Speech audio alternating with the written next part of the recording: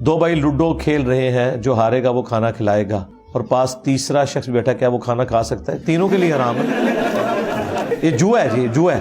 میرے والد مجھ سے اس دنیا سے ناراض ہو کر گئے، جس کا مجھے بڑا دکھ ہے، کیا کروں کہ سکون قلب نصیب ہو جائے؟ کوئی مشکل کام نہیں ہے، آپ اپنے چچا اور تایا کے ساتھ اس نے سلوک کریں، ان کے لیے دعائیں مغفرت کریں، اپنے والد کے لیے ان کی طرف سے صدقہ اور خیرات کریں، قیامت کے دن انشاءاللہ اللہ آپ کو راضی کر دے گا۔ کیا جائے نماز پر خانہ کعبہ یا مسجد کے گنبد کی تصویر بنوا سکتے ہیں؟ نہیں، خانہ کعبہ نہیں بنوانا چاہیے بالکل۔ دیکھیں ان انٹینشنلی ہم کتنی توہین کے مرتکب ہوتے ہیں کہ کعبے کی تصویر کے اوپر پاؤں لگتے ہیں۔ شرعی گرفت تو میں کوئی نہیں کہتا، لیکن اس سے عزت تو کم ہونے والا معاملہ ہے نا، تو بہتر یہ ہے کہ اس طرح کے مسلح یوز نہ کریں۔ ہم نے تو کبھی بھی نہیں کیا اس طرح کا مسلح یوز، سادہ ہونا چاہیے۔ کیا ملائکہ نام رکھنا جائز ہے؟ ملائکہ دیکھیں یہ تو ملک کی جمع ہے، ملک فرشتے کو کہتے ہیں، ایک ملک ہوتا ہے، ملک تو اس کو کہتے ہیں نا سردار کو۔ ملائکہ ایک جمع کا صیغہ ہے، ایک بندے کا نام رکھا ہوا ہے، مانے تو کوئی غلط نہیں ہے، لیکن ایک آکورڈ سا لگتا ہے، باقی اس پہ کوئی شرعی گرفت نہیں ہے۔ کیا دکان میں عام کھانے پینے کی چیزوں کے ساتھ نسوار بیچ سکتے ہیں؟ جی نسوار نہ بیچیں، مہربانی کریں۔ جب ختم نبوت ہو چکی تو حضرت عیسیٰ علیہ السلام کیوں آئیں گے؟ حضرت عیسیٰ علیہ السلام کے آنے سے ختم نبوت پہ کوئی فرق نہیں پڑتا، اس لیے کہ حضرت عیسیٰ علیہ السلام امتی کی حیثیت سے آئیں گے، وہ امتی نبی نہیں ہے، ذہن میں رکھیے، وہ نبی امتی ہیں۔ یہ جو قادیانیوں نے دھوکہ دیا کہ امتی نبی تو حضرت عیسیٰ بھی ہیں، نہیں جی، امتی نبی تو نہیں ہے۔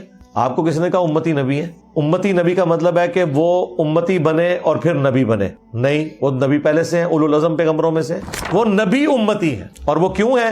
اس امت میں آنے والے دجال کے قتل کا جو معاملہ ہے وہ اللہ تعالیٰ نے عیسیٰ ابن مریم کے سپرد کیا ہے، کیونکہ بنی اسرائیل کا نمائندہ ہوگا دجال، اور بنی اسرائیل نے ہی عیسیٰ ابن مریم پہ ظلم کیے، اور حضرت عیسیٰ کی اپنی دنیاوی زندگی میں انہوں نے کوئی ان سے بدلہ نہیں لیا، آخری عذاب کا کوڑا انہی کے ذریعے اللہ تعالیٰ بنی اسرائیل پہ کروائے گا، یہ اس لیے آنا ہے۔ ایک ہی مرتبہ مستقل شریعت اور کتاب کیوں نہ نازل کی گئی؟ اس کا بھی اللہ نے قرآن میں فرمایا، قرآن بھی اکٹھا نازل نہیں ہوا، اور فرمایا وجہ اس کی کہ اس لیے کہ تاکہ آپ کے دل کو مضبوط کرے اس کتاب کے ذریعے، اور یہ اللہ تعالیٰ کا ایک ذریعہ ہے، اس کی ایک سنت ہے۔ جس طرح اللہ نے پریگنینسی کے لیے عورت کو چنا کہ وہ تکلیف کاٹے گی اور معیشت کی تکلیف مرد، آپ کوئی کہے کہ اللہ نے ایسا کیوں نہیں کیا کہ ایک دفعہ مرد پریگننٹ ہو اور ایک دفعہ عورت، تاکہ برابری ہو جائے؟ ول آف گاڈ ہے۔ اس طرح یہ ساری چیزیں ول آف گاڈ کے ساتھ تعلق رکھیں۔ اللہ مجھے بتائیں کیا پیغمبروں کا محتاج تھا اپنا تعارف کروانے کے لیے؟ نہیں، لیکن اللہ نے پیغمبروں کو ایک ذریعہ بنا دیا۔ اب اللہ سے کوئی ٹکر نہیں لے سکتا کہ پیغمبروں کے بغیر کیوں نہیں تعارف کروایا؟ ول آف گاڈ، اسی کو اللہ نے قرآن میں کہا ہے لا یسأل عما یفعل وہم یسألون، اللہ جو کام کرے اسے کوئی پوچھ نہیں سکتا، اور اللہ ہر ایک کو پوچھ سکتا ہے کہ اس نے یہ کام کیوں کیا۔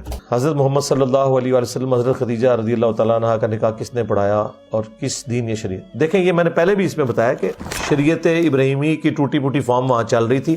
دوسرا، شادی ایک سوشل کانٹریکٹ ہے، اس کا ریلیجن سے کوئی تعلق نہیں ہے، اگرچہ ریلیجن میں شادی ہے، لیکن کئی نان مسلم جوڑے جب مسلمان ہوئے، نبی الاسلام نے یہ نہیں کہا کہ تم کافر تھے تو اب دوبارہ تجدید نکاح کرو، وہ سوشل کانٹریکٹ اسی طریقے سے چل رہا ہے۔ ہاں یہ ضرور ہے کہ اگر کوئی مسلمان جوڑا تھا، مرد یا عورت میں سے کوئی کافر ہو گیا جان بوجھ کے اور اس نے اسلام چھوڑ دیا تو نکاح ٹوٹ جائے گا، وہ ایک الگ بات ہے۔ لیکن جو پہلے سے چل رہا تھا، تو یہاں پہ بھی حضرت ابو طالب کے بارے میں جو تاریخی روایتوں میں ہے کہ انہوں نے پڑھایا، وہ جس فارم میں بھی ہو اس سے کوئی فرق نہیں پڑتا، جو بھی وہاں پہ چل رہا تھا۔